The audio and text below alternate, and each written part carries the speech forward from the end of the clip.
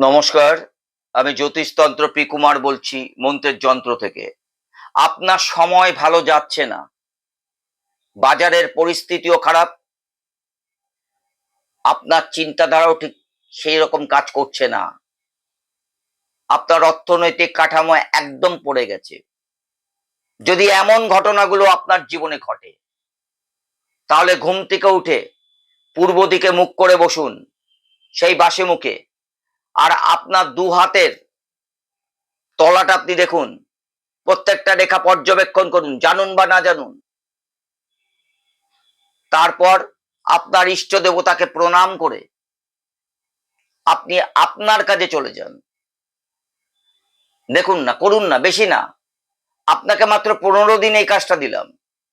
15 দিনের মধ্যে আপনি তার যা ইফেক্ট পাবেন, বাধ্য হয়ে আমাকে ফোন করতে হবে। পরবর্তী কাজ আমি দিয়ে দেব, উপকার পাবেন।